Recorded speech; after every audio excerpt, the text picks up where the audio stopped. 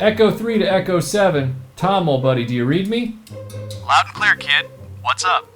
Well, I finished my survey and Kenner made a lot of Hoth playsets. There's enough white plastic in the Empire line to fill a space cruiser. Sand crawlers are better, so I'm going back. To the first 21.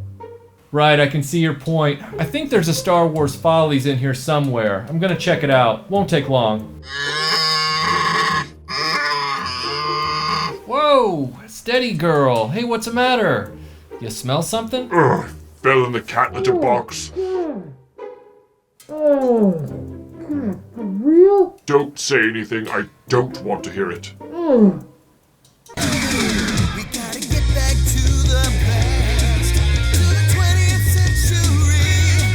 Digging through the bubble wrap into your memories. Back was the collector, he's protecting what we find.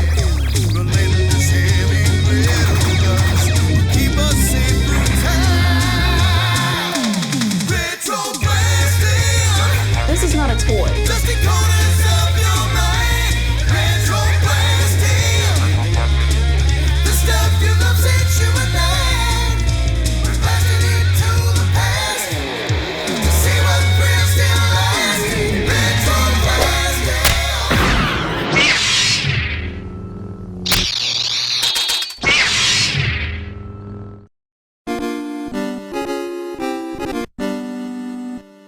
The success of Kenner's original Star Wars line from 1978 through 1979 was beyond everyone's expectations. By the end of '79, the company that didn't have enough time in 1977 to get any toys to market had delivered 21 action figures, 7 vehicles, 4 playsets, a droid factory, and a lizard. When The Empire Strikes Back came into view, Kenner was far more prepared to get ahead of the demand for toys. As with the first film, Lucasfilm provided Kenner with art and photography so they could determine what toys they needed to create. The results make one of two things obvious.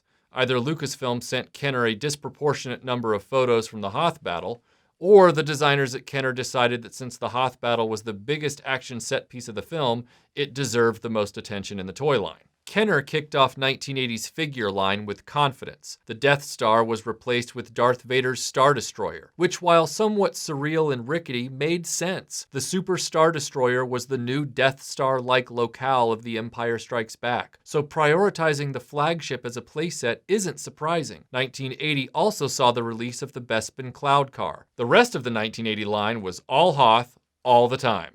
First, we have the Turret and Probot playset. It's not a clever name, but it fully describes the prize inside. A slab of craggy white plastic with a laser turret that clicks. And a Probot that blows up. He blows up. The black eye on this set is the permanent white pole that supports the probe droid. Remove the probe droid and there's still this dumb pole, which is useless. Unless, of course, you have the rebels constantly daring Han Solo to put his tongue on it. I told you that your tongue was going to freeze when you stuck it to the first marker. Then I'll see you in hell. What did he say? I said, I'll see you in hell. We also get the Imperial attack base, which the box advertises as an enemy facility, even though that makes no sense whatsoever. The Empire never set up a base on the Hoth Ridge. This is clearly a rebel trench to defend Echo Base from the Imperial army. Did the guys at Kenner misinterpret the photos of the trenches and see stormtroopers in them instead of rebels? It's doubtful, and I think I know what happened. And it's because of this guy right here. The Rebel Armored Snowspeeder is in my top 2 Star Wars vehicles of all time, with the second place vehicle being a competition between the Y-Wing, the Falcon, or the X-Wing versus whatever my mood is in the morning. Kenner brings out the Snowspeeder in 1980, as well they should have. They already had Luke in his X-Wing suit ready to fly it, and they gave it amazing light-up effects, back-to-back cockpit seating, and the harpoon to attack the Imperial walkers. But therein lied the problem. In 1980, there was no AT-AT walker. I don't know if they couldn't get it designed in time, but it wasn't part of the 1980 assortment. Consider on the Rebel side in 1980, you had the Turret Probot set, the Snowspeeder, the Rebel Soldier, Han in his Hoth outfit, the Tauntaun, and before the year would be over, you'd have Hoth Leia and the Rebel Commander. Now let's assume the attack base was originally intended for the Rebels. Meanwhile, the Imperial showing for the Battle of Hoth in 1980 is pretty minuscule. You have the Snow Trooper and the AT-AT driver, who has nothing to drive. Maybe you can borrow the Cloud Car, since the pilot won't arrive to pick it up for another 2 years. If I was in planning at Kenner, I'd look at that and say, well, the Imperials need something to fight with, and the Snowspeeder needs something to fight. So the Rebel Trench quietly becomes the Imperial attack base.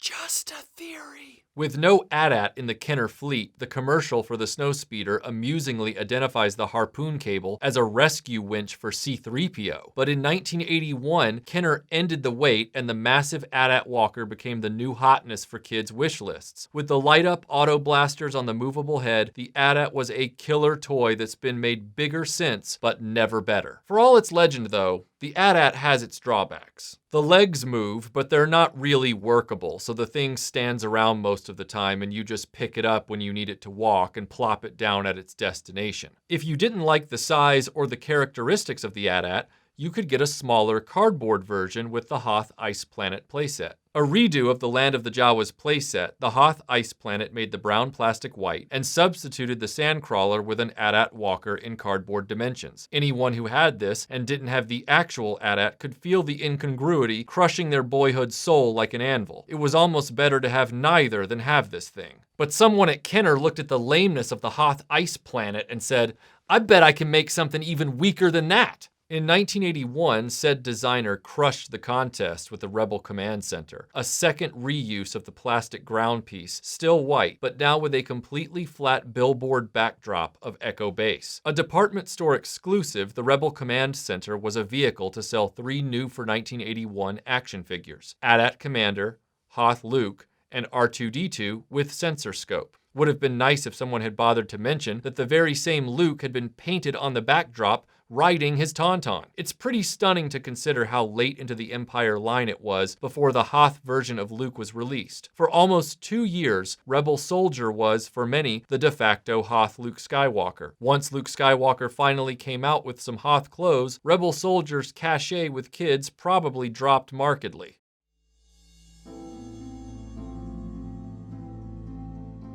I used to be somebody. I used to be treated with respect. People used to say, there goes a real hero.